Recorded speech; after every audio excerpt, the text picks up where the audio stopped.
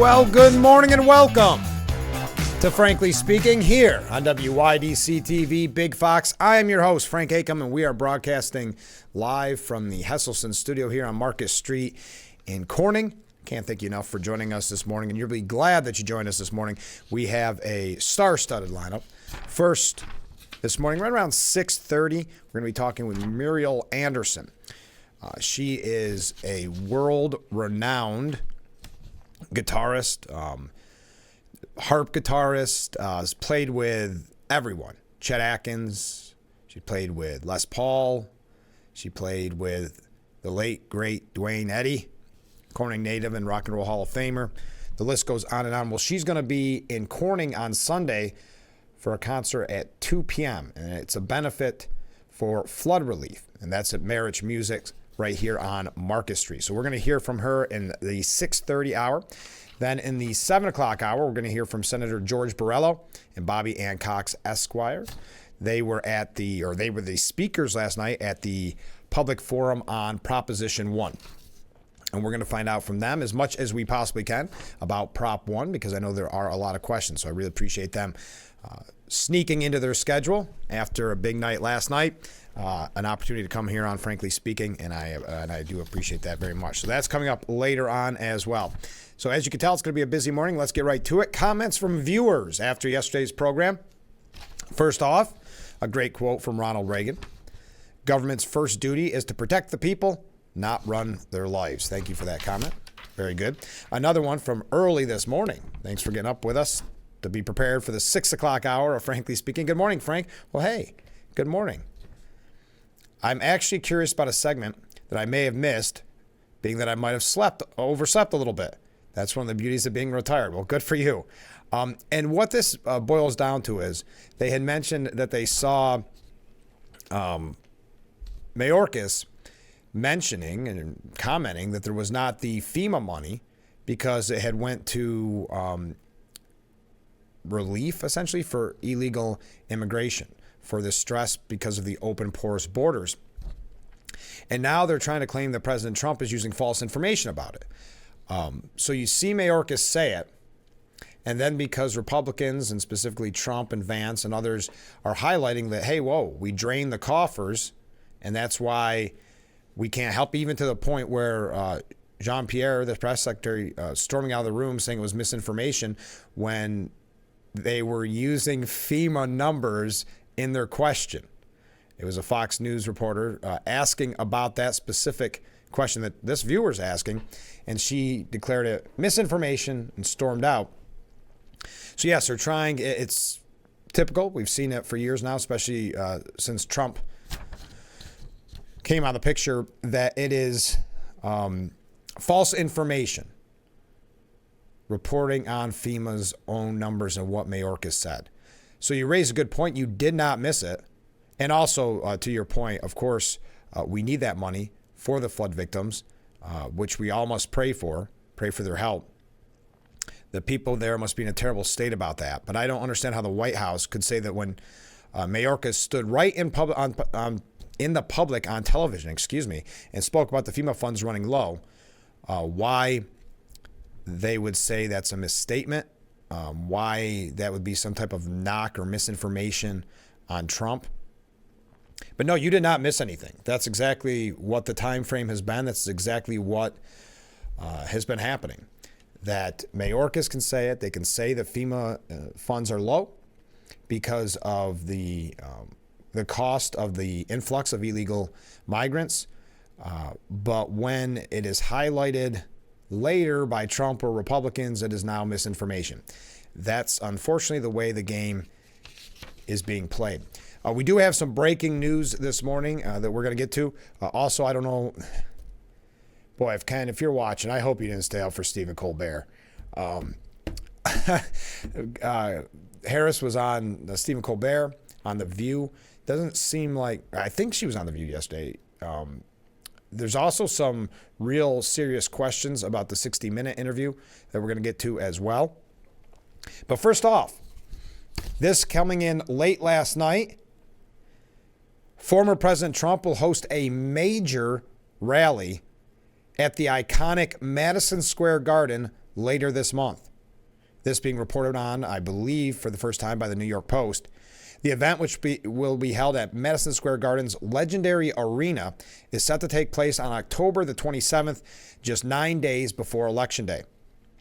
And technically 1 day after early voting begins in New York.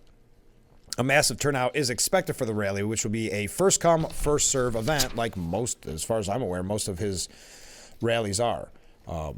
You go, if you've never been to a rally, you sign up for a ticket, you get a ticket. That does not guarantee admission. As many of you may have learned who didn't get there 3 or 4 hours in advance.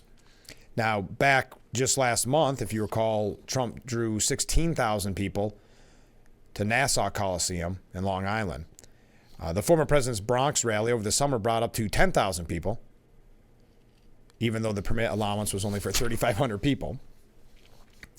Now, Madison Square Garden, the world's most famous arena, has the capacity to seat as many as 19,500 inside the main arena.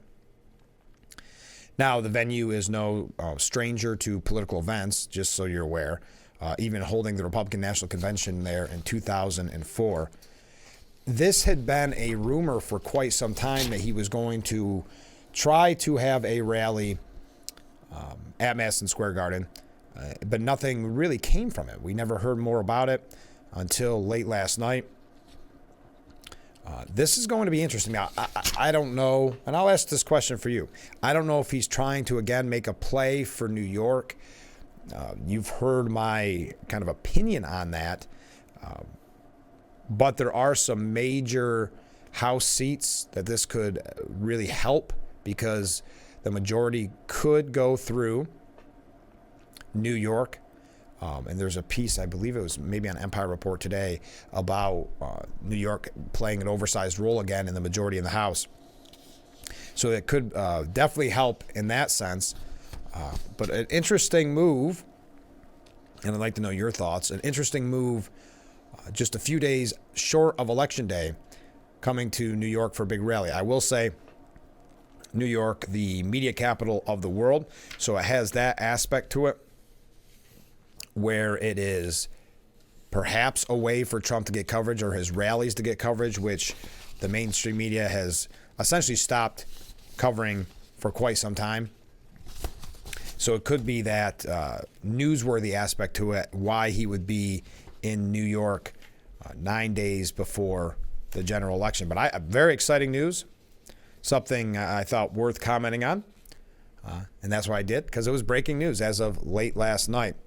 We have some other breaking news stories. I have a couple of New York issues as well that I hope that we can get to this morning, but I know we're going to have a busy morning. And did anyone watching catch any of the Harris quote-unquote media blitz that was so viewer so astutely put yesterday? How is Howard Stern, how is The View, Stephen Colbert considered media blitzes or podcasts, media blitzes? But put that aside, did you happen to catch any of them? I know that Howard Stern was as predicted here, just kind of fawning. Though I would say if I were to have a presidential candidate on, my endorsement wouldn't be trying to be clever by saying, I'm going to vote for you, but I'd also vote for that wall, meaning that I just am essentially voting not Trump. That Trump's the problem. Now, you're not necessarily good, maybe a little better than that wall, but I'm voting for either of you if it's up against Trump. So we'll talk about that as well. We're just getting started here. Keep those comments coming in. Keep the questions coming in. Again, for those that have questions about Proposition 1, which we've talked about quite extensively on this program, but still very Albany, Washington language, a lot of questions regarding it.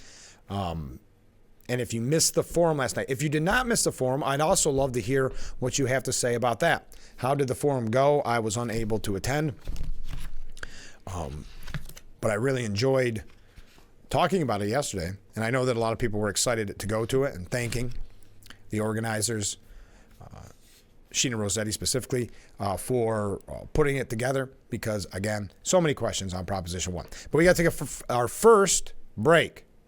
So stay with us. We'll be right back with Frankly Speaking here on WYDC TV, Big Fox.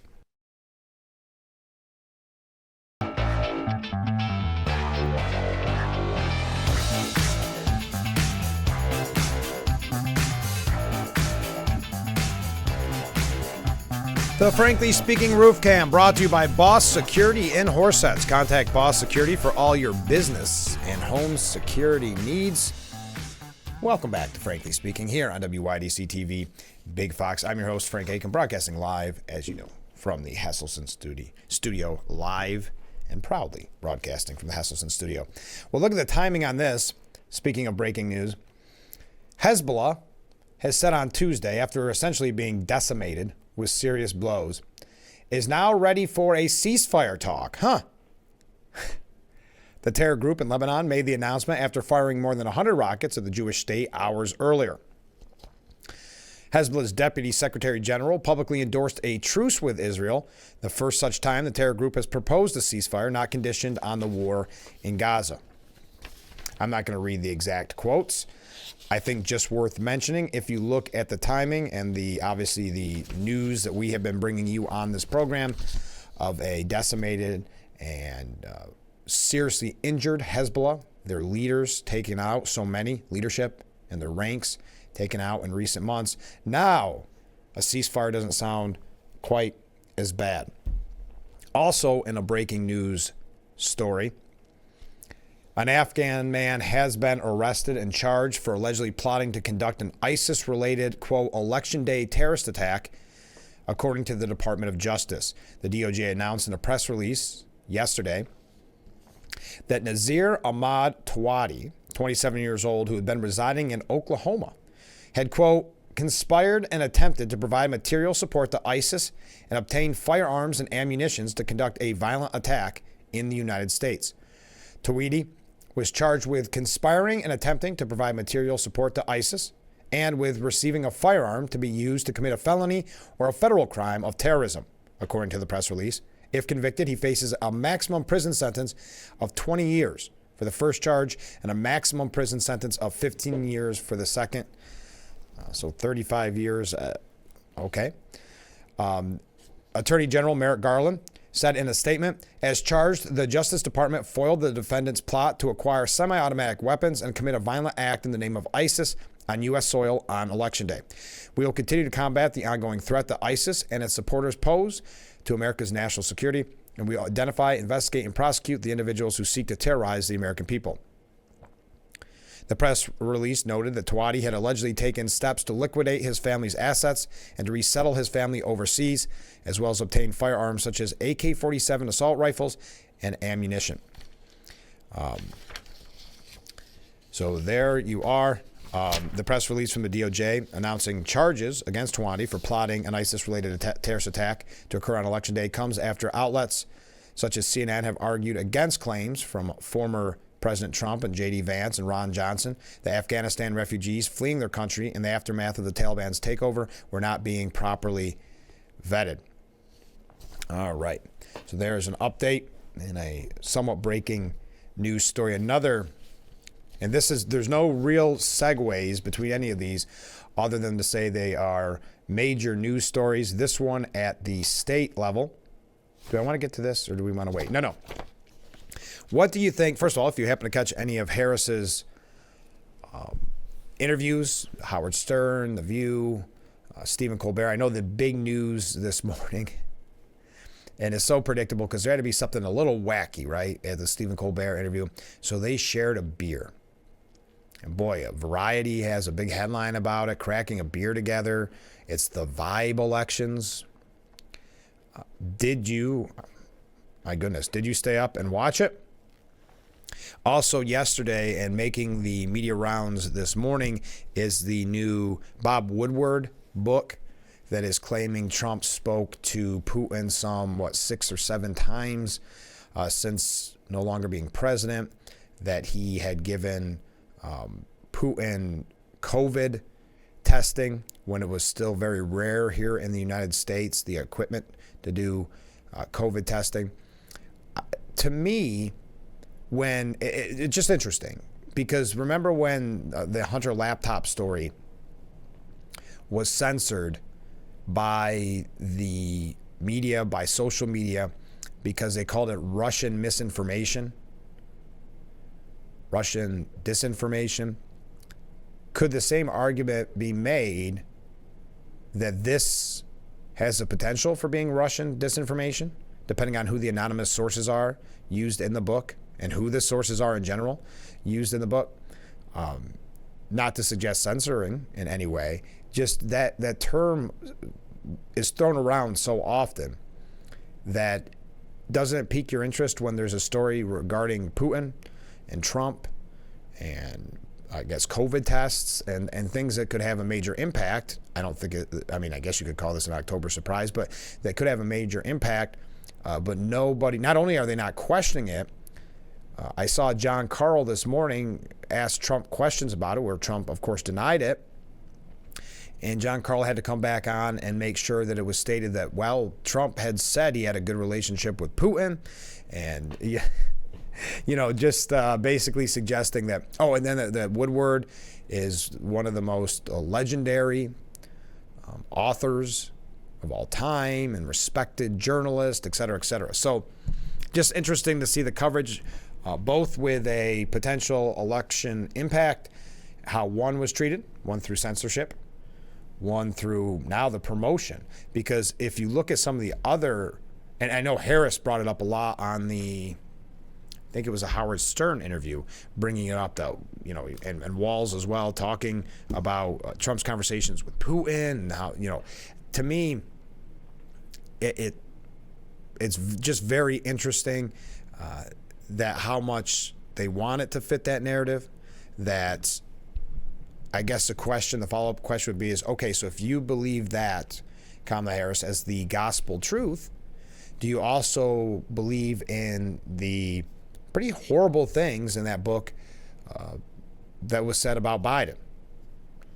Raging over Hunter Biden and the DOJ, blaming Obama for Russia invasion of Ukraine, other bombshells like that. So is it all the gospel truth according to Bob Woodward, or are you, and I think that's a fair follow-up question, not that Howard Stern would ask a follow-up question like that, but is it all the truth, or is it just a cherry-picked truth that you want?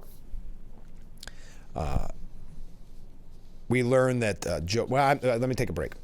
I do have to take a break, yes. We'll be right back with Frankly Speaking. We'll talk more about the Woodward book, though. I'm not going to spend too much time on that because I do want to get into the interviews with Harris, and I also have a couple things here. What do you think about, and we'll talk about in depth because you may not have heard this yet, Tim Walz calling for the end of the Electoral College, which could signal some concerns about to Democrats, where this election is headed.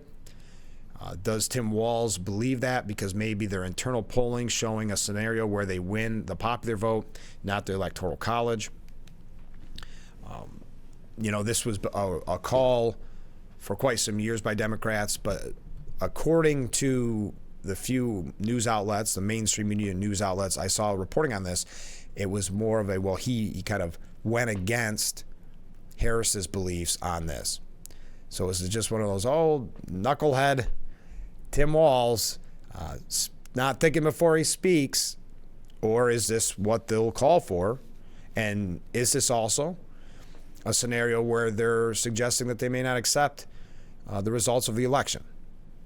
Because I think that's the way the media would spin it if Trump were to say something like that, do they think that they're going to lose the Electoral College but win the popular vote? Are they going to call foul? Because that's what Hillary Clinton did, basically moving the goalposts and saying, well, she won because she won the popular vote and the Electoral College is bad, et cetera, et cetera. So this isn't a new charge. It's just new from Walz, at least recently as far as I know, and one that perhaps maybe the Harris campaign a little flat-footed on, not expecting him to say it. We'll talk about it in just a little bit. Stay with us. We'll be right back with Frankly Speaking here on Big Fox. The Frankly Speaking Roof Cam brought to you by Boss Security in Horseheads. Beautiful view. A little eerie at this time in the morning. Very fall-like. Welcome back. We are broadcasting live, of course, from the Hesselson studio. I wanted to mention just quickly tomorrow on the program, because I have quite a few guests this morning. Tomorrow on the program, our friends from San Giovanni Valderno. Now, they are visiting, of course, as the Sister Cities Committee So you have students and teachers from San Giovanni Valderno, Italy, coming here to visit, and they're going to be in the studio and just tell us about their trip thus far and what they think. But that also leads me to mention, I don't have it ready to put up on the screen, so grab your calendar. Tomorrow is the fundraiser for the Sister City Committee. It's a pasta dinner tomorrow at Corning High School cafeteria. Dinner is from 4:30 till 7:30 p.m. It's pasta, meatballs, salad, roll, and dessert. Eat in or take out. Just $15, and all proceeds benefit the Corning San Giovanni Valderno Sister City Committee. So look forward to talking with them. Coming up after the next break, we're going to be talking with Muriel Anderson. I think you're really going to enjoy that interview, finding out about her legendary career. She will be at Marriage Music on Sunday at 2 p.m. Okay, here is a rather blunt assessment from a viewer. Good morning. Well, that's not the blunt assessment, but good morning.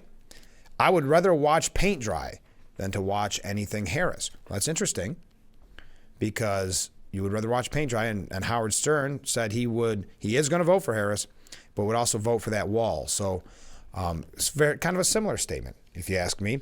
So the Bob Woodward book, making the rounds in the media, we learned, and again, I think the question that I ask is, if this about Trump, talking with Putin, I think it was 6 times, I shouldn't keep saying think, I know, but I think it was 6 times, and I know it's in my article here somewhere, talking after his presidency, and about COVID tests, giving Putin COVID tests, and Putin basically saying, you better not let anybody find out because it won't hurt me, but it'll hurt you. Seems to really fit a media narrative anyway. The book also reveals how then President Donald Trump sent Putin a shipment of COVID-19 testing equipment for his personal use during the height of the pandemic, with Putin telling Trump, please don't tell anyone you sent me these. When Trump replied he didn't care, Putin told him, I don't want you to tell anybody because people get mad at you, not me. They don't care about me. According to Trump's aide, there have been multiple phone calls between Trump and Putin, maybe as many as 7. Okay, it was 7 in the period since Trump left the White House in 2021. Although Trump aide Jason Miller, an important aide in Trump's administration, denies this in the book. So they're presenting that as the gospel truth according to Bob Woodward. So I would say if that's the gospel truth, does Biden rage over the DOJ and their handling of Hunter? Does he blame Obama for the Russia invasion of Ukraine? And there was others in here, and at some point I don't know if they're worth all mentioning because you're going to hear a lot about it in the coming days. Oh, saying horrible things about Benjamin Netanyahu, saying he's a bad guy and using cuss words that we understand Biden is pretty consistent in using in his private life about Benjamin Netanyahu. So again, I'm not going to get into it, but is it all the gospel truth according to Bob Woodward, or is it just the ones that negatively affect Donald Trump? And again, it's reported as fact, but would this be reported as fact if it was Biden that was making these phone calls with Putin or had been giving him COVID tests or something to that extent? Or would they call it Russian disinformation? I'm just trying to figure out the standards with which the media hold themselves sometime. Now, I did mention Tim Walz said yesterday that the Electoral College, quote, needs to go as Democrats fear the 2016 repeat. I think all of us know the Electoral College needs to go, Walz said at a campaign fundraiser. We need a popular vote. That is something, but that's not the world we live in. Walz has long been vocal in his belief. Okay, so there you go. That answers that question. He has long called for the elimination of the Electoral College. At an earlier fundraiser event, Walz called himself a national popular vote guy and added, but that's not the world we live in, according to the New York Times. Walz and his running mate Harris have been focusing on a handful of battleground states that will likely decide who becomes the next president under the Electoral College system. Democrats have grown concerned that Harris could win the popular vote, but not enough electoral votes to win the election. Twice in recent history, the candidate whom most Americans voted for lost the election, and both times they were Democrats. In 2016, Hillary Clinton won the popular vote by almost 3 million votes, but lost the White House to Donald Trump as she failed to get the necessary 270 electoral votes. And in 2000, Al Gore earned about 500,000 more votes than George W. Bush, but Bush was elected president by winning more electoral college votes. And there's another, when Hillary was complaining about it too, after the election, it was an example of you campaign one way. I think it was Trump who said that. You campaign one way. And now who knows if this is accurate, but he said if I would have tried to campaign for the popular vote, I would have won that way.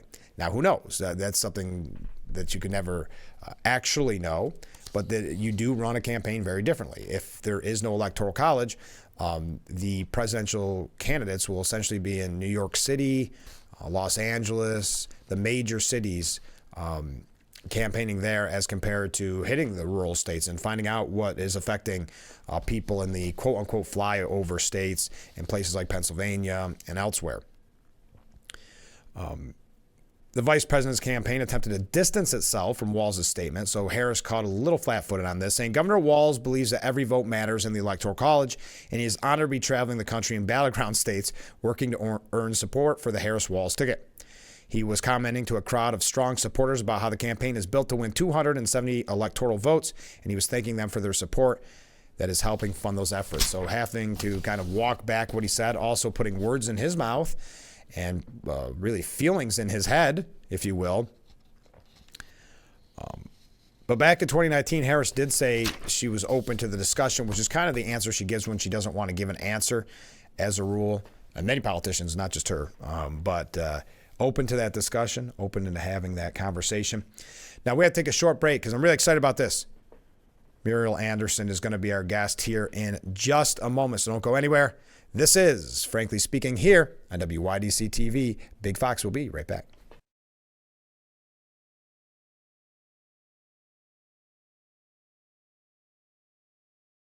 Welcome back to Frankly Speaking here on WYDC TV, Big Fox, broadcasting from the Hesselson studio. I'm so excited about this interview. Muriel, thanks so much for being on the program this morning.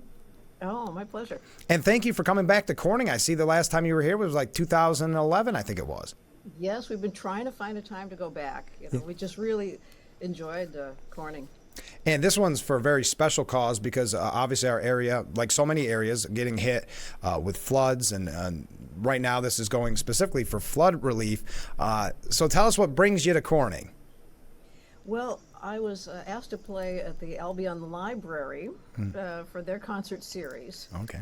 And then the Marriage Music contacted me and said, we've been wanting to have you back and we see you're nearby. Is there any way you could extend your trip a day? And I said, sure, and so it's, nice? It was their idea to make it a benefit, and I think that's great. I'm going to be doing a second benefit down in Savannah, Georgia. Oh, wow. In a couple of weeks. Wow. And so I think that it's a time that we all need to pitch in a little bit with whatever we have, whether it be a harp guitar or something else. Yes. Marriage Music is this Sunday at 2 o'clock. For more information, call 607-936-6044. So let's get back into your history in music. And we can talk about your impressive recognitions, and we'll talk about that. But did you always know you wanted to be in music? I always knew that I wanted to do something in the arts. And ever since I was a little kid, and that it would affect a large number of people in a positive way. Yeah. And so it was my mission to figure out what that was and then to do it. And I thought that everyone had that you try to figure out what your mission is and then you do it. And so it was really surprising to me when I would ask people, so, what do you think your mission in life is? And they didn't know. and so, and at one point I was in, I think 6th or 7th grade, and I had a dream that I was carrying my guitar to school, and my guitar got heavier and heavier until finally I put it down and rode it to school. Okay. Lifted it off the ground and rode it like a little spaceship. And so I woke up from that dream, and I think and I thought, I think my guitar is going to carry me through my life. Oh, wow! That's an amazing dream, and a good age to have it. So you get ahead of the curve on that one, I would think, for most people. Did you come from a very musical family? Yes, my mother played the piano, and we all just played and sang for fun. Yeah. And so I just thought that was part of being a human being, play Sure. music of some sort. Yeah. And why specifically the harp guitar in this instance? I mean, that for a lot of people watching is probably not something they typically see. Well, yeah, I play a regular guitar, Sure. I have for many years, Yeah. and I started writing tunes that were calling for these extra resonating bass strings. Yeah. And I was reaching for notes that weren't on my guitar, and so I saw a picture of one. Sure. I figured, okay, I've got to get one. Oh, well, it's beautiful. Is it heavy? Oh, not Yeah, not too bad. heavy. It's my brother. Okay. Who was it in your early life? Not just your family, of course, but when you look at your influences, because you have such a unique sound, who were the people that you were listening to when you were growing up and learning music? Well, I was a big Doc Watson fan. I loved bluegrass and fingerstyle, and then when I was taking, and also Pat Metheny. Just loved that really innovative jazz, and then I was taking mandolin lessons from Jethro Burns out of Evanston, Illinois. And Jethro said, "You got to meet my brother-in-law, Chet Atkins." Wow. It was just then. Yes, I do have to meet your brother-in-law, Chet Atkins. After meeting him, then he became a huge influence. Yeah. And really affected my music in a lot of ways. And I wanted to ask that because obviously doing some research, your relationship with Chet Atkins, what was the man Chet Atkins like? Oh, really? It was kind of just like meeting my uncle when I met him. He was so unassuming and kind, and really didn't differentiate between his friends, whether they be ex-presidents or the guy who sold T-shirts out of the back of his truck. Right. Isn't that amazing? And was always complimenting other musicians, the new players, young players who came to town, and mentoring them. So I wasn't the only one. There were a lot of people coming in and out of his office that he was showing, here, try this. Really? Do you think that's why he has such a legendary status, almost mythical, because he did help so many future stars? I think there are many, many reasons. He was very innovative and a perfectionist in what he did as far as his music. And he produced a lot of artists. He supported, it was his idea to put country and western together and call it country and western. Yeah. For one. Isn't that amazing? I mean, that's legendary status right there, right? Yeah, so, and the neat thing is that in Nashville, they knew that he made that town. Yeah. That it was it was his really vision of making country music more universal. Yeah. And so, and they honored him for that. And so he was walking this line between, reusing his tea bags, growing up in the Depression, and knowing that he was recognized in his time for the legendary man who he was. Do you think he could ever have imagined what, if you look like Nashville now and what country and western has become and just the growth of it and the popularity, do you think he could have ever imagined that? In a way, I think he did. Yeah. He did imagine it, and he had to put it together. But he didn't really like the way where it was going. Yeah. And he didn't like that. Not every artist sounded different. That's what he was looking at. That he didn't like quite as much emphasis on the electric instruments, the rock aspect of it, and the homogenation of it. So I think that his vision was that each artist, like Dolly Parton, is so different from Waylon Jennings. Sure, of course. That's he really liked that the individuality of each player, and he also promoted individuality in us. He didn't expect me to play just like him. He nurtured my songwriting, and the way I played it was unique. We also talk about a mutual friend and maybe two of the nicest people I've ever met, and that's Dwayne and Deed Eddy. And of course, we just lost Dwayne a few months back now. It seems like forever, but what two amazing people. I know you had the honor, I'm sure, if I can use that word. I don't want to put words in your mouth, but the honor of playing with Dwayne. Oh yes, I've been producing this big show called All Star Guitar Night. Yeah. We've cut back in recent years, Yeah, yeah. but at one point I had rented the Ryman Auditorium several Wow. times, Wow. Yeah. and one of the shows was to honor Dwayne. Yeah. So he played and his friends played, and I also did a show honoring Les Paul, and Les came and played. Wow. We did a show to honor Chet. Yeah. Yeah, there was a time of the really big shows. Yeah. Yeah, we filled the Ryman every time. Wow. So, and in fact, in the 30 some years I was doing All Star Guitar Night, we always had a full house. Yeah. Well, with names like that, how could you not? So yeah, and there weren't always big names, and we introduced new up and coming players, but just really great players all the time. Well, I've got to say, just because we are in Corning here, and Dwayne Eddy was born in Corning, so that's yes, that's why. And he came and visited not that long ago, so he holds a near and dear place to my heart. Do you have any favorite memories of Dwayne?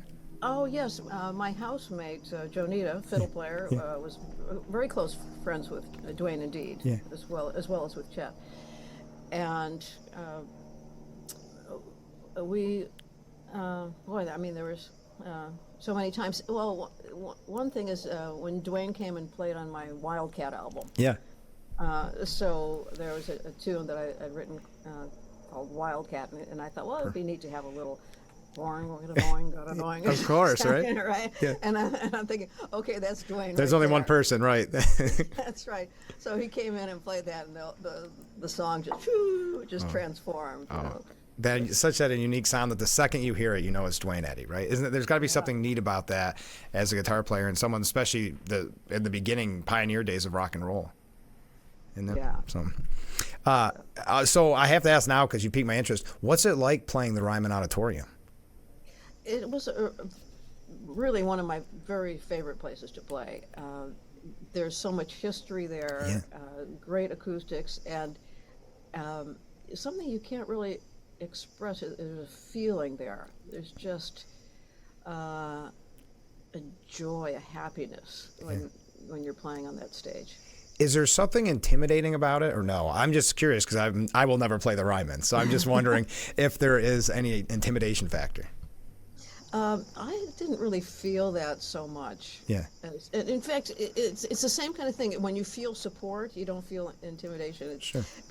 I remember one time I was in France, and I was at a festival, and I didn't know, when I go on. All of a sudden they said, "Muriel, you're on now. Yeah. You're kicking off the show, the dinner show." And I get up on stage, and right in front of me is Chet Atkins sitting there. Wow. And I played, and I could feel the support from him. So I wasn't nervous. I was just feeling his energy and his support at that time. Isn't that amazing? And also, since you mentioned it, what was it like playing with Les Paul? It was Les had a great and unique sense of humor. Okay, all right. Should we leave it at that, or? No, it was really fun.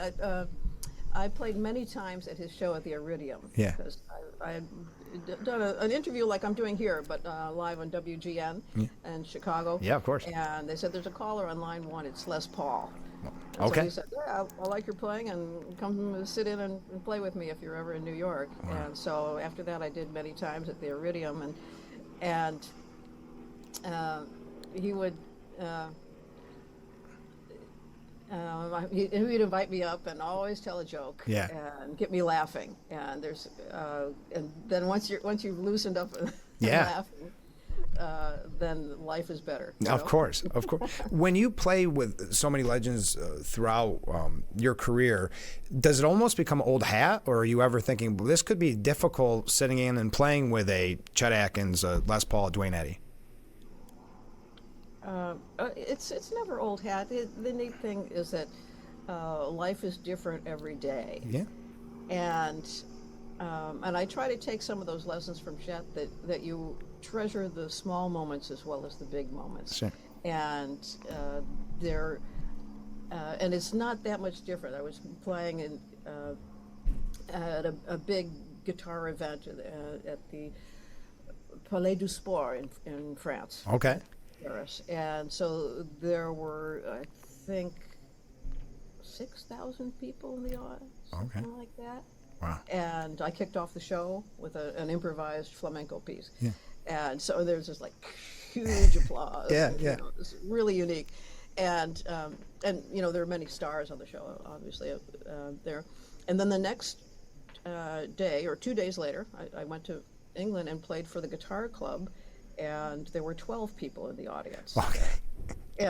And it didn't seem unusual, you know? Yeah. And so then I played for those 12 people the same way. I played for 6,000.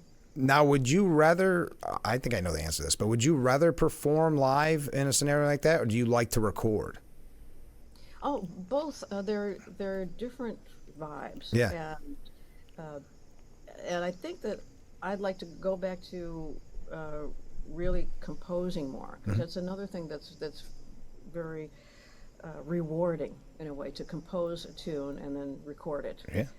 And it's sharing a part of you and hoping that it'll affect somebody else in that same way.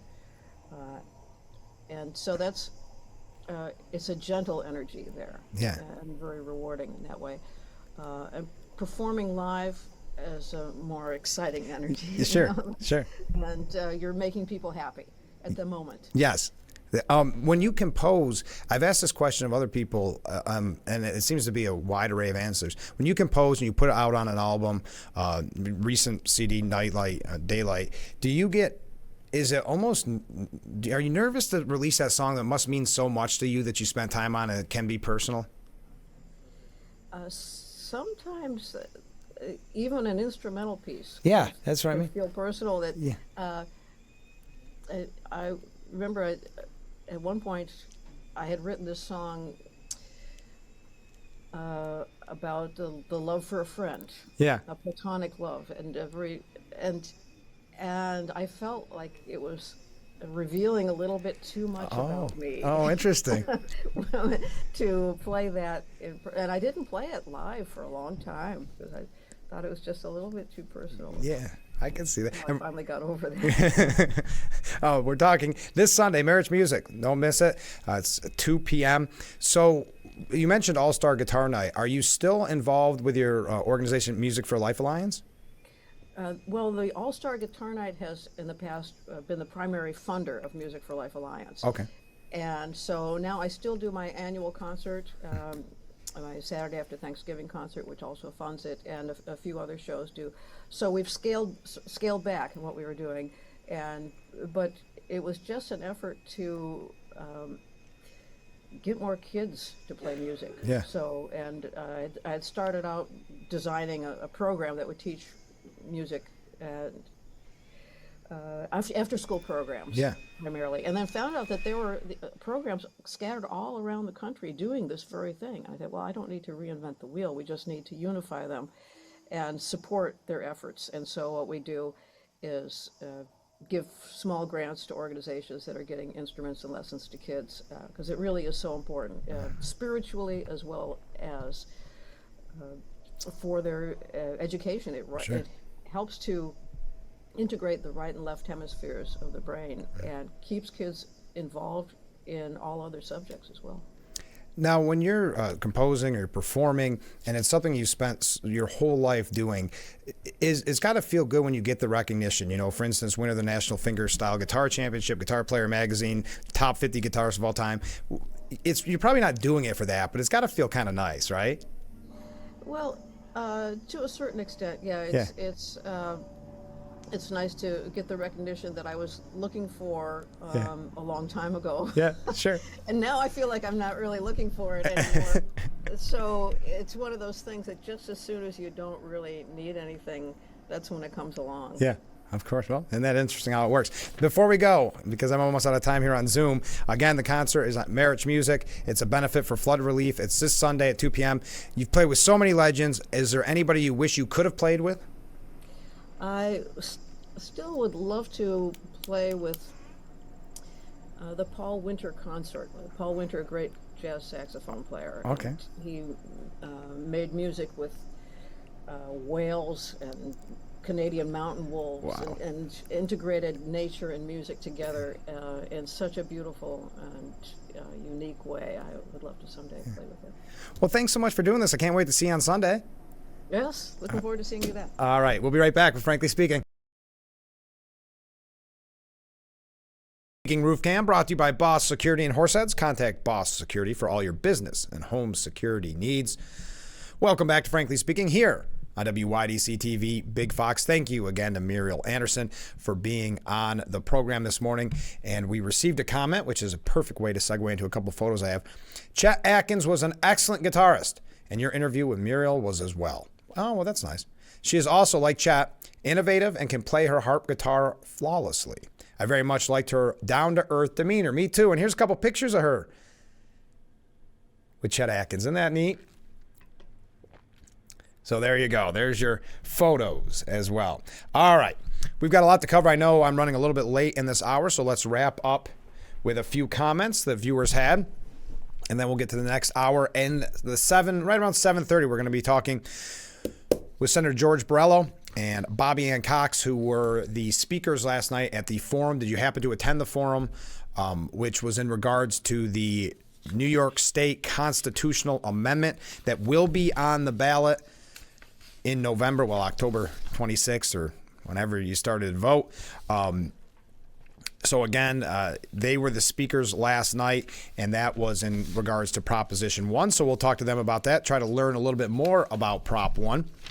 And again, I'd love to hear from you if you did attend the forum last night. Also, thank you again to Muriel for being on the program. Do not forget, mark your calendar. It's this Sunday, 2 p.m. The benefit. She'll be playing a benefit for flood relief in our area. She's playing at Merritt's Music at 62 East Marcus Street in Corning, right down from the Frankly Speaking studios, a block down. So thank you again for being on the program. All right, some comments from viewers before we wrap up. I just had a thought. If the Republicans win the election, what will we talk about on Frankly Speaking? LOL. Oh, there's always plenty of news to talk about. So thank you. Don't worry. My thoughts, this is a different comment from a different viewer, obviously. My thought regarding the elimination of the electoral colleges, that the winner would be decided by big Democrat-leaning states like New York and California instead of PA and Georgia. Yes, it would be, and that's one of the criticisms of eliminating the electoral college, where the focus of all presidential attention would be on the New York cities and the Los Angeleses, and not the rural states, to find out what is going on in flyover country, essentially, or what's going on in Georgia, what's going on in Pennsylvania. The focus would be on policies that affect major urban areas. Next up, Ken from Horseheads says, I smell another lawfare charge coming up. If Trump is talking policy with a foreign government official, he'll be charged with violating the Logan Act. Interesting. That's in regards to Woodward's book that everybody is talking about in the news today. A lot of revelations coming out about Biden and also about Trump, and it is being suggested in the book from anonymous sources. That the only thing about that, Ken, is that would mean kind of the gold standard, if you will, for journalists leaving journalism school has been Woodward and Bernstein bringing down a sitting Republican president. The problem with that is I think it would require no longer having anonymous sources, and I can't imagine he would want to hurt his legacy, perhaps I'm wrong, by releasing who his sources were. All right, we've got a lot to cover. Hour number 1 in the books. We've got 1 hour left together. Again, Senator George Borrello, Bobbie Ann Cox, coming up around 7:30. A lot to cover. Did you watch the interviews? Whether it was Howard Stern, Stephen Colbert, The View, even 60 Minutes. We can go back and talk about 60 Minutes because there's some new information coming out about that we're going to get to in just a moment. So stay with us. This is Frankly Speaking here on WYDC TV, Big Fox.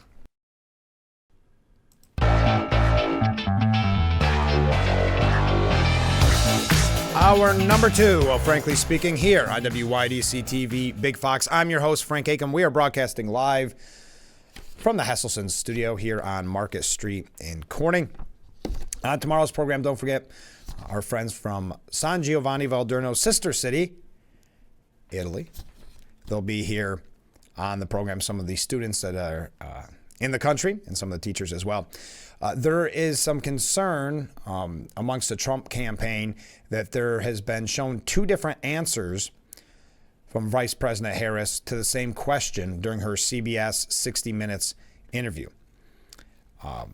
Harris, it was footage of her offering a lengthy, what they call a word salad that was aired on CBS on Sunday's Face the Nation to promote the 60 Minutes sit-down, when Bill Whitaker asked why it seemed like Israeli Prime Minister Benjamin Netanyahu wasn't listening to the United States. However, the vice president's lengthy answer didn't make the version that aired on Monday night on 60 Minutes, and a shorter, more focused answer to the same question, was shown instead. Now, sometimes interviews are edited to save time, but when CBS aired the interview on Monday night, Harris had a different answer to the exact same question.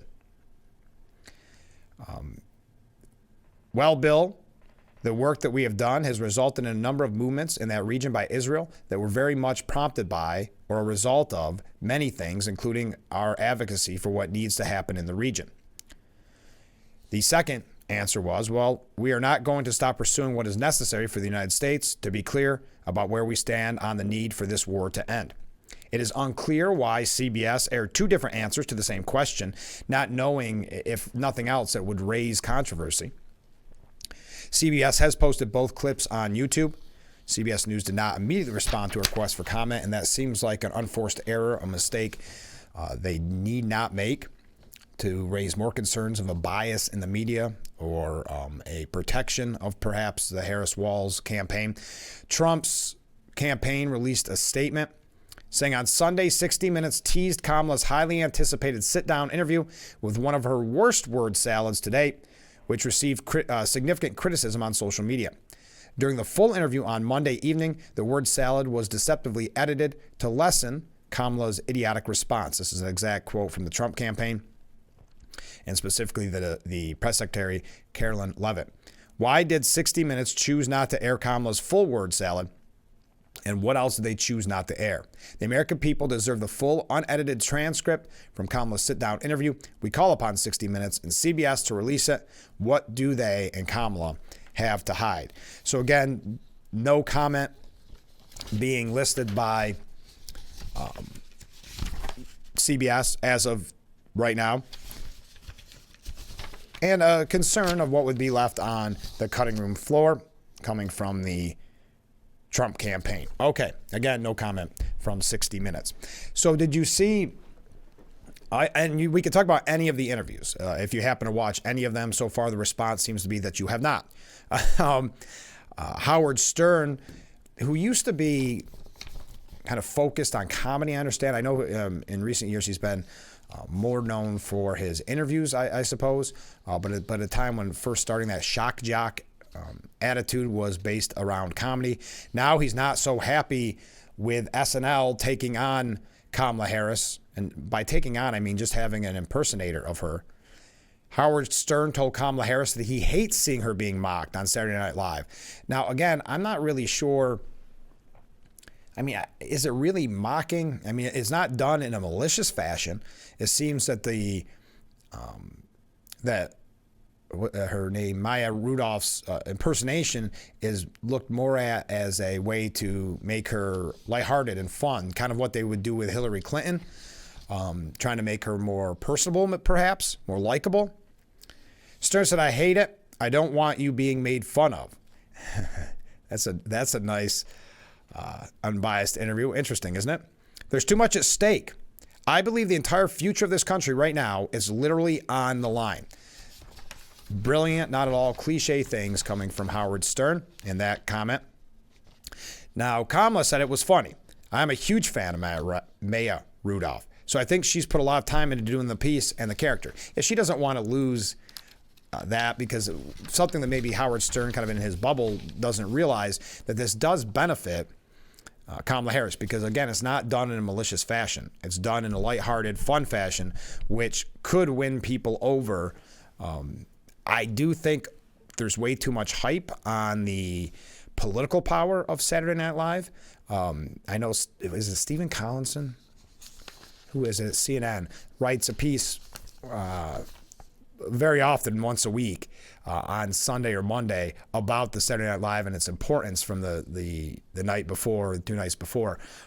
I don't think it quite has that importance, but I think Kamala Harris recognizes that having a lighthearted caricature, one that's not done nefariously, is really a positive. Howard Stern does not seem to think that way, saying, again, I quote, I hate it. I don't want you to be being made fun of. I think that's, again, is he really being made fun of? But also, I don't want you being made fun of. What a weird protective attitude to take. There's too much at stake. I believe the entire future of this country right now is literally on the line.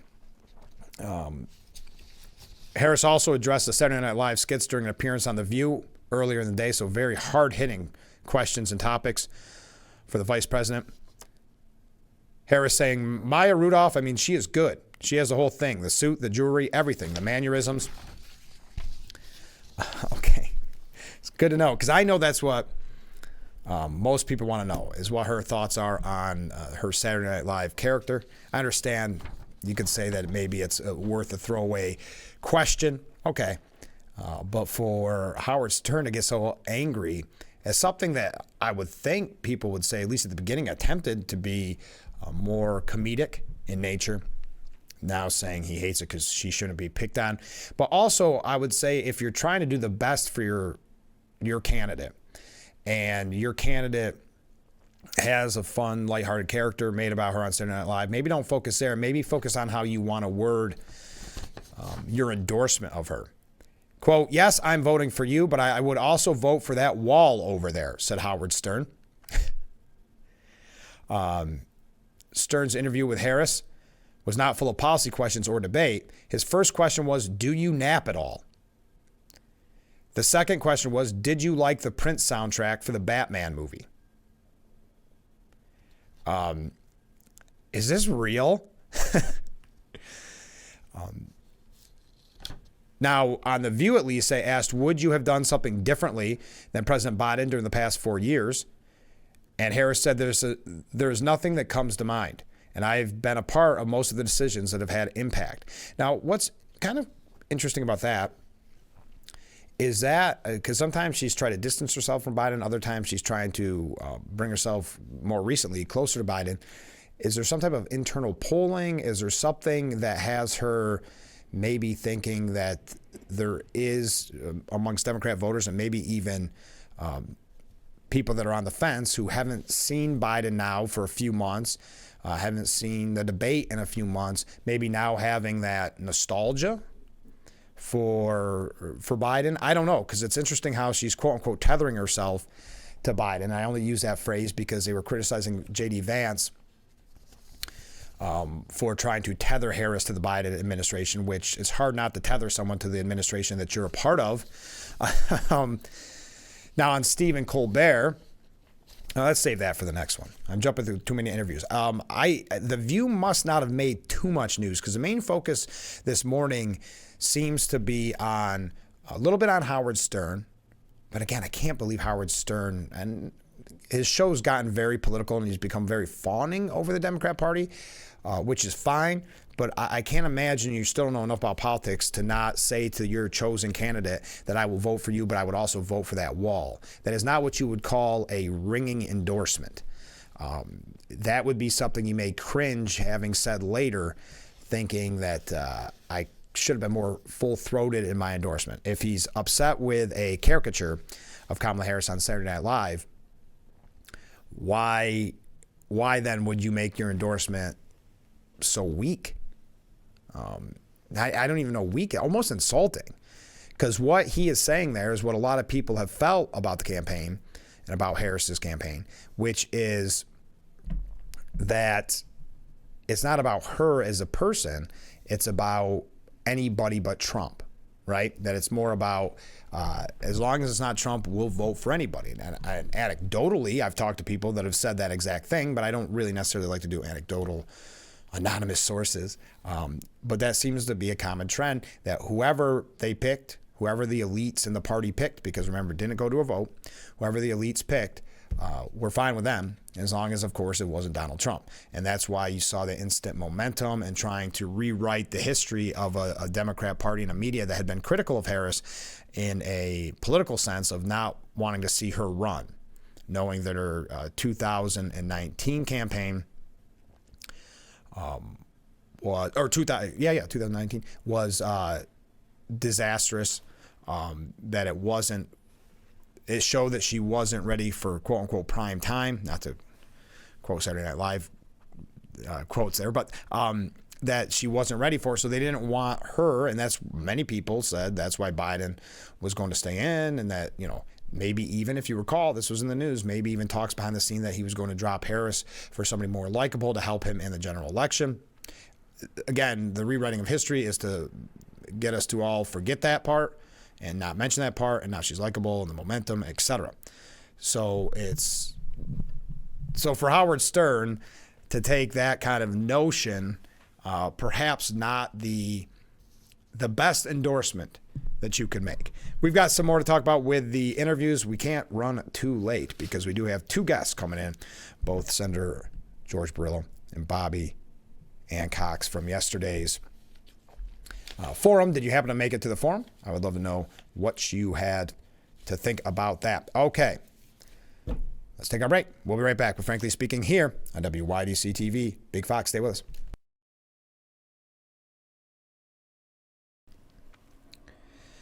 Frankly Speaking's Roof Cam, the beautiful roof cam, brought to you by Boss Security and Horseheads. Contact Boss Security for all your business and home security needs. Again, a beautiful view of Market Street. And on Market Street is where we broadcast live from the Hesselson studio. Thanks for joining us. A couple of comments from viewers, blunt statements made today on the program from viewers. Frank, if I ever had to watch The View, it would mean that I've hit rock bottom or I was abducted by a liberal and forced to watch it, to which I would request a sedative or a very stiff drink. Okay. So I'm guessing you didn't watch the interview. I'll take it as that. Next comment, this is from Ken. Frank, I love the comment from Howard Stern saying that he is voting for Harris, but honestly, he would also vote for a wall if it was running against Trump. If he wanted to prop up her candidacy, he could have said he thinks her policies are best for the country, but he obviously doesn't believe that. He just hates Trump. And to your point, Ken, I think there's something about Howard Stern who does like being liked by politicians.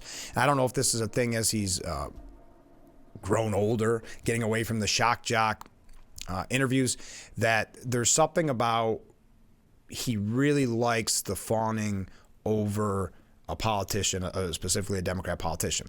So I don't know if you could say he's very well versed on the actual politics of things.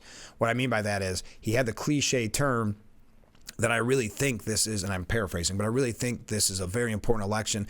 This is the end of America as we know it, the threat to democracy, all of those type of cliche terms. So to him, those talking points are important. He wanted to hit on those, not thinking about making an endorsement that can actually hurt your candidate by saying, I'm going to vote for you, but I would also vote for that wall. That is, could you imagine seeing that on a campaign's flyer? So again, I think it's maybe not being well versed or well educated in maybe the political minutia and what is best and what is probably something you should have thought through, because you've done interviews with rock stars and models and all these people where the questions weren't about policies, right? They were more trying to get kind of secret information out about your guests or get laughs, and that's a lot different than an interview with a politician. So yes, I don't think that was what was best for Kamala Harris's campaign. So Harris, the big news this morning, took a sip of Miller High Life during the Late Show with Stephen Colbert. Yes, a whole sip. Took one sip. When you first become the nominee and named Tim Walz as your vice president nominee, people were calling it the vibe election. The vibes were all good, said Stephen Colbert. But election, I think, are won on vibes. Because one of the old saws is they just want somebody they can have a beer with. So would you like to have a beer with me so I can tell people what that's like? Again, we knew Stephen Colbert would be like this, that he would have to have something in there that was funny, that was relatable, something like that, and that the media could run with nonstop. This one seems a little trite. This one seems a little forced, a little cliche, not to keep using that term this morning, but nonetheless, getting the attention this morning that he wanted and that I'm sure Harris wanted. So they had a couple of cans of apparently the vice president's beer of choice. We asked ahead of time because I can't just be giving a drink to the vice president of the United States without asking. You asked for a Miller High Life. I'm just curious.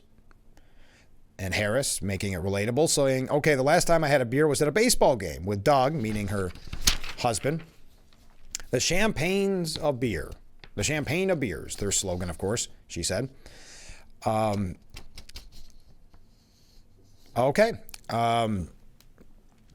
That, I guess, is a big takeaway from the hard-hitting media blitz, interview blitz from the Harris-Walz campaign. A Variety making a big deal out of it. Kamala Harris cracks open a Miller High Life with Stephen Colbert on The Late Show.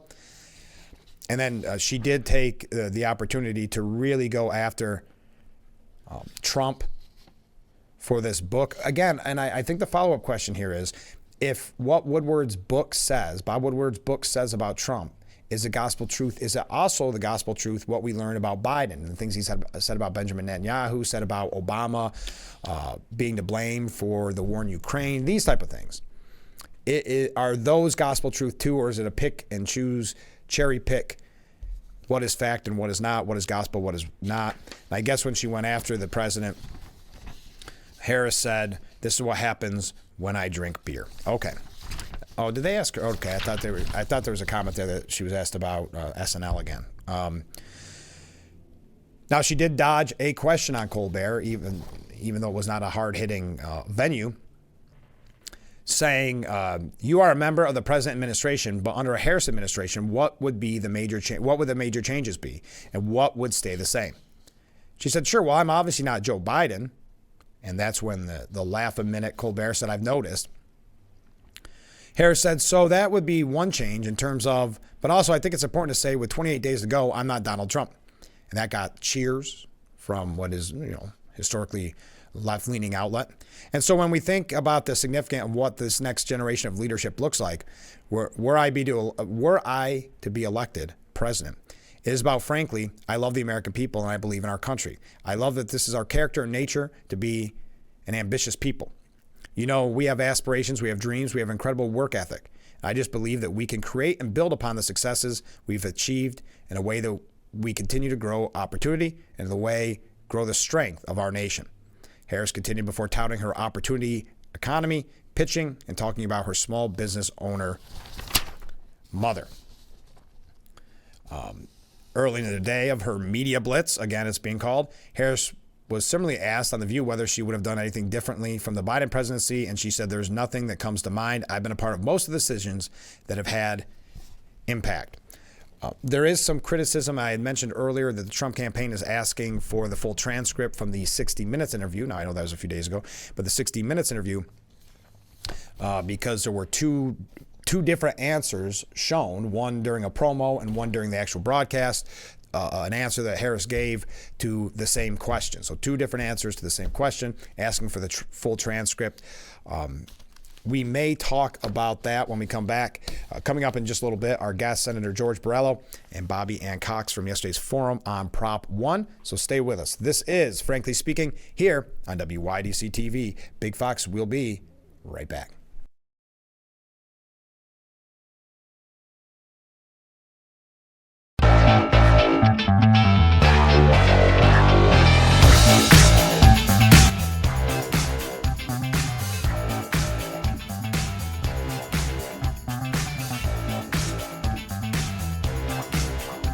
The Frankly Speaking Roof Cam is brought to you by Boss Security. In Horseheads, contact Boss Security for all your business and home security needs. Welcome back to Frankly Speaking here on WYDC TV. Big Fox broadcasting live from the Hesselson studio. Thank you so much for joining us. And in the studio, we're excited. We've been talking about it all morning long. We're going to talk about last night's forum. How did it go? It went really well. Yeah. It was great. It was a great turnout. The room was packed. Were you surprised by really the people that attended wanting to know more about this? Because I think there's a huge kind of miscommunication, or people just really don't know about Prop 1. So I didn't know if they would show, and it would be a scenario where they just didn't know what you were going to talk about. Yeah, I would say, first of all, the room was packed. Great. And we had a lot of questions. We had Q&A at the end, and we talked about a myriad of things. But the reality is that, Prop 1 sounds nice on the ballot. Yeah. Look at my colleagues are always good at making things sound good. Yes. But when you dive into the details and the broad and vague nature of this change to our state constitution, literally the devil's in the details. Yeah, and that's something that I think is being glanced over because, again, on paper, someone might look at it and think it's fine. It's about the future implications of this, isn't it? Yeah, absolutely. Do we know what the future implications will be? No, that's part of the problem is, as an attorney who practices in the area of constitutional law, you don't know what all the consequences are going to be from this. But because this is such a drastic change to our Constitution, and because the language is so broad and just covers so many different topics, the problem is we don't know exactly what's going to happen, and so it opens the door to a lot of uncertainty and a lot of question marks of well, what does this mean? This is such a broad statement. What's such a broad, not defined word? What does that mean? Right. So yeah, it opens the door to a lot of confusion. And what would you say makes you so passionate about this, that you're willing to travel across the state to talk and inform voters? Yeah, well, I am, as I said, I'm a constitutional law attorney. So this is a proposed change to our Constitution, and people have to understand what that means. It is, once it gets in there, it is almost impossible to remove. Yeah. So this is a serious, almost permanent or possibly permanent change to our Constitution. So that's not something that should be taken lightly by the voters. Right. And so because the politicians that are pushing this, that drafted this, it's one party that just did this on their own. There was not any public forum held. There was not any public anything. There was no comment period. There was no bipartisan input. It's just one party pushing this. And I'm not even Republican. I want to make that very clear to people. This is not Republican versus Democrat. Right. This is Constitution versus politicians that want to change the Constitution and put things in there that people probably don't understand the implications. The politicians pushing this are saying this is all about abortion. The word abortion doesn't even appear in that proposed amendment to our Constitution. It's really not about abortion. Abortion is already protected in New York State and has been for over 50 years. It's codified in our state laws. We have very liberal abortion laws. You can have an abortion in New York State up until your 9th month. So this is not about abortion and protecting the right to an abortion. This is about changing our Constitution, and then that will result in a massive change in our societal norms and what we hold dear. Family units, family values, the parent-child relationship, women's spaces, women's lib. I mean, women fought so hard for decades to have equality. And this amendment, if it passes, will flip that upside down, and you will see the abolition of women's rights. Wow. It's such a Trojan horse. Yeah. And that's what I think is kind of interesting when a Republican comes out with an argument against this. They'll say, well, that's not in there, but they can't describe how it isn't in there. Yeah. Well, that's the big thing. Well, it is so broad. It's subject to interpretation by the courts in a number of ways. But, as Bobbie Ann has said, that this is going to lead to, for example, it says you cannot discriminate based on age, which sounds nice. That makes you think of, well, we don't want older people to get fired from their job for just being old. Yeah. But what it also means, because there's no limits in the language, is that that children cannot be discriminated against. But what does discriminated mean? It means that they can make their own decisions without their parents' consent. It means that if a 6-year-old boy goes to an adult, a teacher, someone like that, and says, I think I'm a girl now, that now empowers, through the Constitution, that adult to take that child to get so-called gender-affirming care, hormone blockers, surgery to change their sex without having to inform the parents. And the parents, by the way, still have to pay for it. And people, that's never going to happen. It absolutely is going to happen. Yeah. Have you not followed politics? When someone says it's never going to happen, it's only a matter of time before before it's going to happen, Absolutely, right? There's normally a quicker time frame when it's never going to happen, in quotes. Going back to your point about no public forums and no public input, is that why there is such a confusion on what this is all about? Because people, I think 9 out of 10 people, at least before the last couple of months, if you came up and said Prop 1, their eyes would glaze over and not even know what we're talking about. Yeah, the fact that there were no public forums, there was no public comment before this was put on the ballot tells you everything, right? Now there are public forums going on around the state, and it's the politicians that are pushing this are holding these forums and saying, vote yes, you have to protect your right to an abortion. They don't talk anything about the 12 other classes that are being proposed. That's a great point. To add into the Constitution. And if you bring that up to them, one state senator, who happens to be my state senator down in Westchester County, she says, oh, it's hogwash. I mean, literally, the word hogwash. Oh, that's hogwash. Don't even pay attention to that. No. That's hogwash. There are 12 categories here that these politicians are trying to add into our state constitution. Our Constitution for decades has already said you can't discriminate based on race, religion, creed, or color. Now they want to add in 12 new categories. You can't discriminate based on age, disability, ethnicity, national origin, sex, which includes, sexual identity, gender preference, gender expression, pregnancy outcomes, pregnancy autonomy. And I mean, these are things that if this passes and all of these things get put into our Constitution, now you're going to see protected classes pitted against one another. Right. Who's more protected? Right. Whose rights are more valued? Right. So now you're going to see lawsuits popping up all over the state with feuding protected classes. Yeah. Is my right as a woman to privacy and female spaces, is that more important than a male's right who thinks he's a female or wants to be a female to come into my locker room, my women's bathroom, my women's dormitory, my women's shower? Whose rights are more protected? I mean, that's what's going to happen here if Prop 1 passes. And the fact that you could read those all off the top of your head, how many times do you think you've actually read? That was impressive. I just wanted to say. I've been talking about this for months and attending many events and forums and trying to explain to people, read it for yourself. You read the ballot initiative. It says, we're going to protect people based on their gender identity, and all these things are already protected in our state laws. Right. And the big thing is that they talk about abortion. And let's not forget, the Democrats that run New York State, because we have one-party rule here, have a horrible record. New Yorkers, the vast majority of New Yorkers think that New York is going in the wrong direction. People are leaving the state. People don't feel safe. Crime is up. So what do you run on? Every member of the state legislature, every senator, every assembly member is up for re-election right now. Right. What do you run on when the vast majority of New Yorkers think you're doing a horrible job? Well, you have to have, these red meat issues. Right. And abortion, of course, is one of the biggest ones. So this is about abortion and protecting abortion for the future.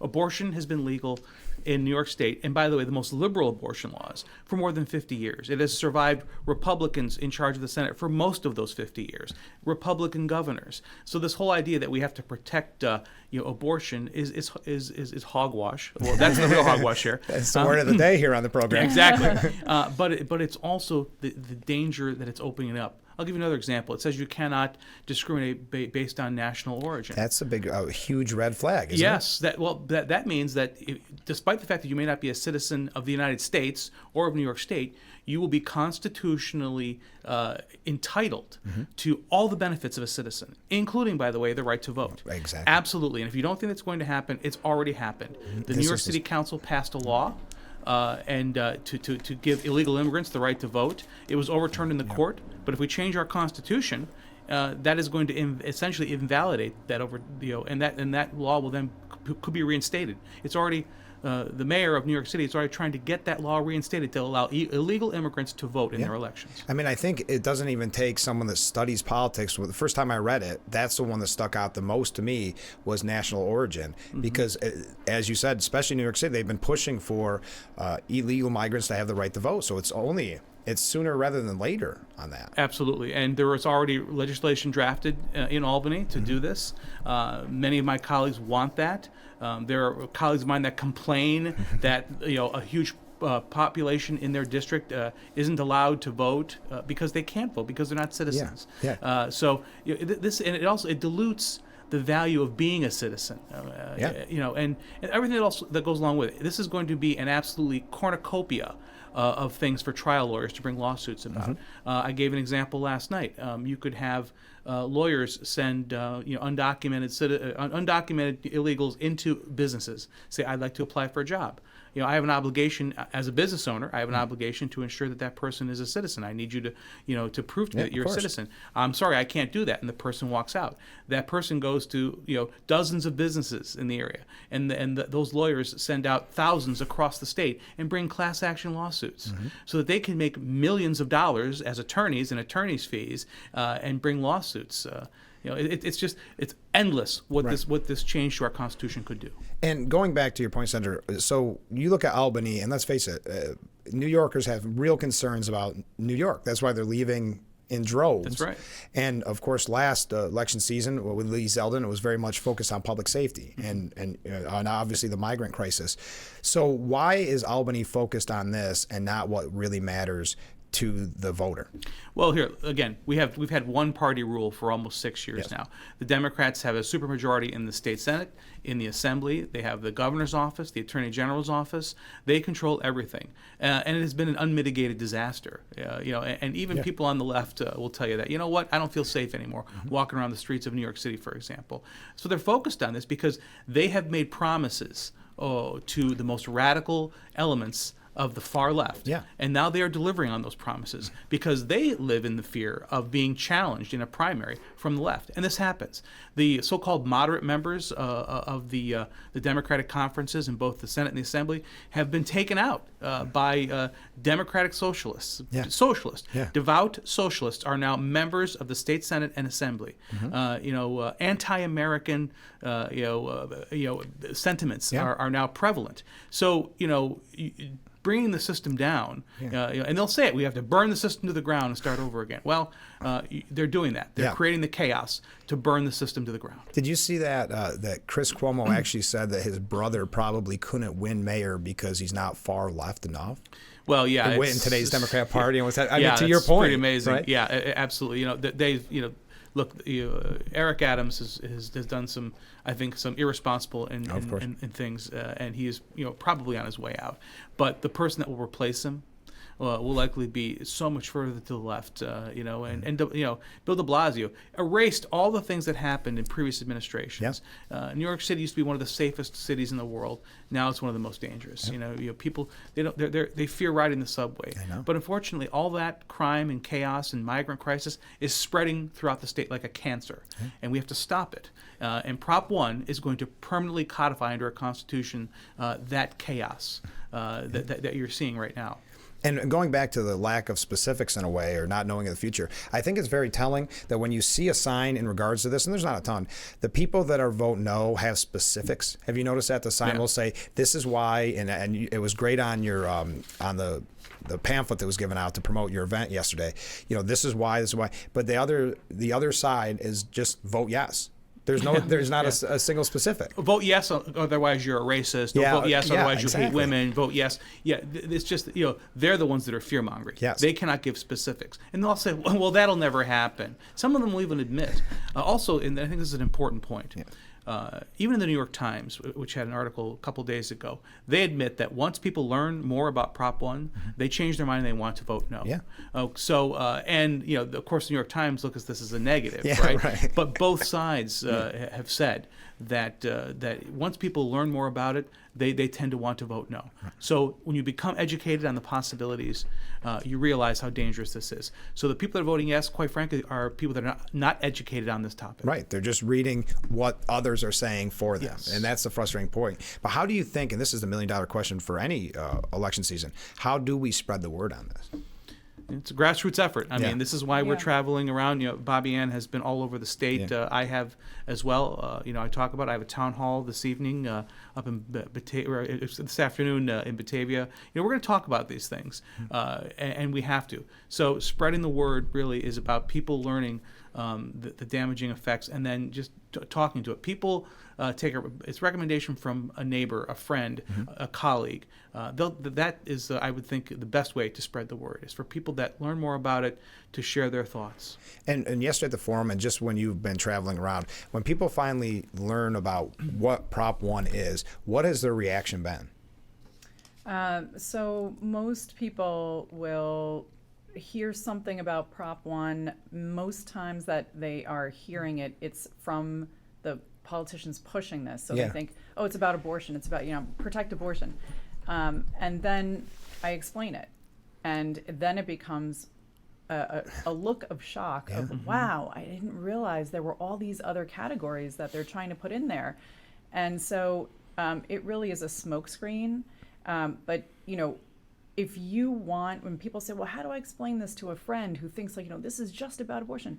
You can simply say to them, well, if you want to no longer have girl sports, right? Because this would allow, if Prop 1 passes, you won't see, there'll be no more girl sports, which is not only unfair, let's talk about fairness, not only unfair to girls, but it's also dangerous.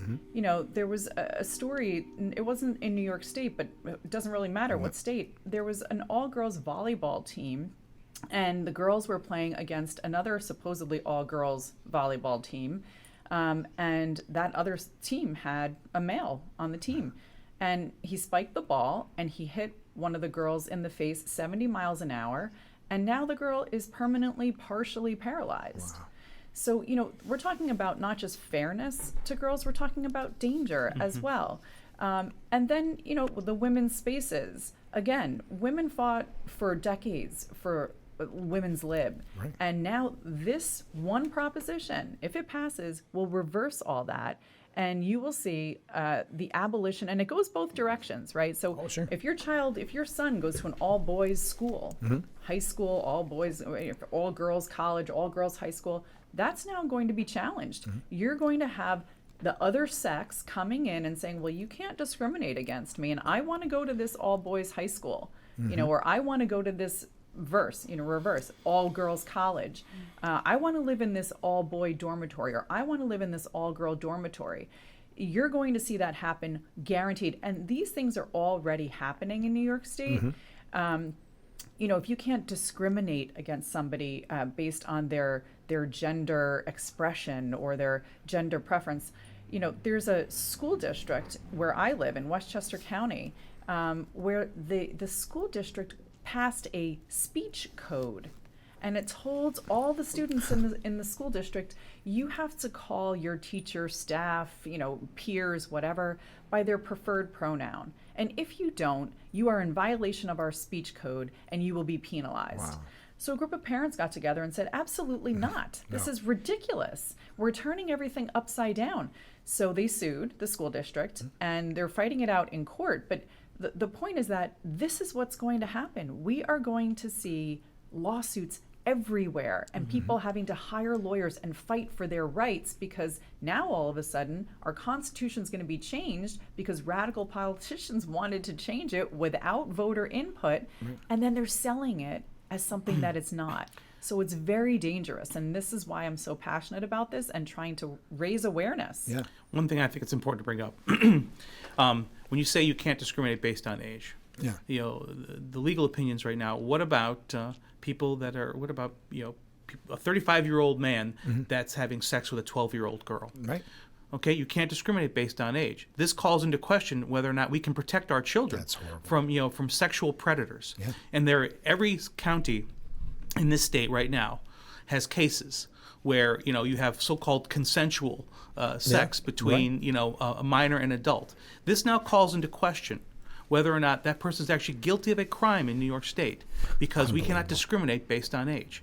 So Prop 1 is an absolute cornucopia for pedophiles and perverts. Yeah. And that's what Prop 1 means. Wow. So if you support pedophiles and perverts, then vote yes. Wow. And you know what? There's going to be people watching and say, well, that's a radical position.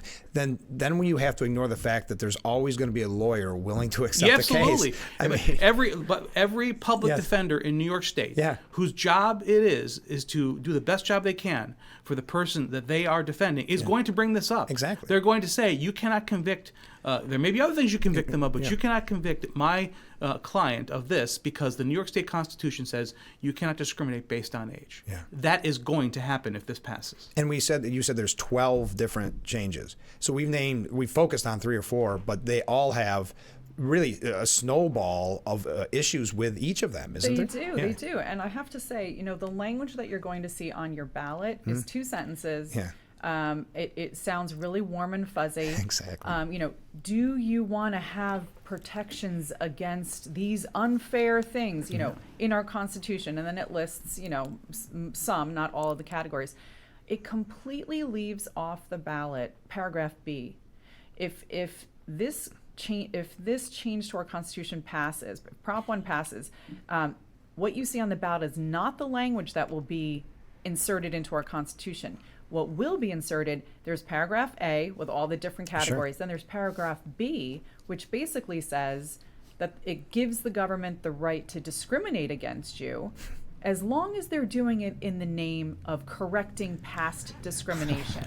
Unbelievable. Or preventing future discrimination. So it basically puts reverse discrimination into our Constitution and makes it a right of the government to discriminate against you if they're doing it in the name of reversing discrimination of the past. It's horrendous. That's not even mentioned when you read the ballot. You have no idea that's part of it. I mean, really from the beginning to the end, this has been smoke and mirrors and deception, hasn't it? Absolutely. 100%. The goal is 2 things: to drive out Democrat-based voters in a time where they've got nothing else to run on. Right. So we have to drive them out with dog whistle issues like abortion and LGBTQ rights. And the second thing is to satisfy the most radical elements of the far left that they are beholden to, that they're in some cases held hostage by if they don't do their bidding, because we're going to challenge you in a primary from the left. So this is about satisfying the most radical elements of politics, along with essentially driving people to the polls that right now have been disillusioned by the horrible situations we have here in New York State. Crime is up, affordability is down, people are leaving, people in poll after poll have no confidence in the New York State legislature to deliver for them. So how do you get those people out to vote? You have to throw them some red meat, and that's what this is.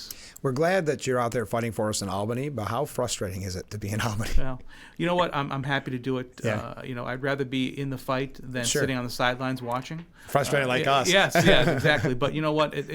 We're grateful that folks like yourself, will give us a forum to talk about this. I'm grateful that there are still people out there that are willing to fight and to support our efforts. We can save this state from itself, essentially. We can save the state from this radical shift to the left. And if things were so great, the polls would show it. Yes. If things were so great, we wouldn't lead the nation in out-migration. More people leave New York State than any other state in the nation. And by the way, they're not all going to Florida. No. Some are going to Pennsylvania, New Jersey. Yeah, and you hear the polls now that say that they're, and I've talked to a lot of people on the show, the 5-year plan, right? I can't move today because maybe my kids are growing up or whatever, but I am in the works of making a 5-year plan. You hear it every day. Yes. In fact, I think one of the most recent statistics was about 40% of New Yorkers say that they will leave the state within 5 years. Well, so where are we going? It's not sustainable. Yes. And who's going to be left? The people that can't afford to leave. And they're also going to be shouldering the burden of the burdensome taxes and regulations. And whoever's left here is going to be shouldering that burden. Yes. And with all those problems, we're focused on Proposition 1. Yeah, exactly. I mean, isn't it? Smoke screen. Exactly. And the stuff, I want to point out, this is already happening. Yeah. These things are already happening. Now, people hear oh, you're so radical, you're exaggerating. You know, a child can't change their sex without a parent knowing. There is a bill sitting in Albany, it's been sitting there for a few years, that the Democrats created and are pushing. It says that children of any age can make their own medical decisions, right? So that bill, it's not a law yet, that bill also says that the parent doesn't have the right to know what the child is doing, what kind of medical procedures the child is having. And if the parent tries to go and find out from the medical provider can't tell you unless the child says it's okay for them to tell you. You still have to pay the bill according to this proposed law. And even when you get the EOB from your insurance company, the explanation of benefits, it's not allowed to tell you what you're paying for. You got to know probably then what it could have been, right? This is a proposed law that is sitting there. It's proposed. I think the sponsor is Assemblywoman Amy Paulin, who's from Westchester, where I'm from. It's horrendous. It is a direct attack on a parent's right to raise their child. You have a constitutional right, not to mention a God-given right, to raise your children. And if Prop 1 passes, a law like that will pass in 5 minutes, and then it won't be able to be challenged in the courts because now you're going to have this new language in our Constitution saying you can't discriminate against someone based on their age. So this is really already happening. It's just that New Yorkers don't know that, and that's why it's so dangerous. They have to know what's going on before they go to the voting booth. Well, I just looked at the time. I'm completely out of time, and I kept you late, so I apologize. Thanks so much for being on the show. It's such an important topic, and just I would say to everybody watching, spread the word, right? Absolutely. That's all we can do. So keep up the great work. Thank you. We'll be right back. Frankly Speaking, stay with us. The Frankly Speaking Roof Cam, brought to you by Boss Security in Horseheads. Contact Boss Security for all your business and home security needs. I kept our guests late, and I appreciate you being with us. There's so much to learn about Prop 1, and I'm so glad that they could be guests. I see a lot of comments coming in during the interview, but unfortunately, we are out of time. We were out of time a little while ago. So let's thank all of our guests this morning. Muriel Anderson, who will be at Marriage Music here on Marcus Street in Corning on Sunday at 2. And that is a benefit for flood relief. So we appreciate her telling those great stories about Chet Atkins, and Dwayne Addy, Corning native, Rock and Roll Hall of Famer. Also, of course, we want to thank our last guests, Senator George Borrello and Bobbie Ann Cox, for telling us all about Proposition 1. I cannot thank them enough for giving us so much time this morning, because I know so many of you have had questions in regards to Prop 1, which you will be voting on come November 5th or in early elections. On tomorrow's program, I'm all out of sorts here. I got all my documents in front of me. On tomorrow's program, we're going to be talking with our friends from San Giovanni Valderno, Italy. They're in visiting teachers and students. They're going to join me in the studio, and we're going to find out how their trip's going, what they're looking forward to, and talk about tomorrow's pasta dinner, which is from 4:30 till 7:30 at the Corning High School cafeteria, and all proceeds go to benefit the Corning San Giovanni Valderno Sister City Committee. That does it for us this morning. Thank you for joining us. We'll have plenty to talk about tomorrow, won't we? This has been Frankly Speaking, only on WYDC TV Big Fox. We will see you tomorrow morning bright and early at 6 a.m. I look forward to it already.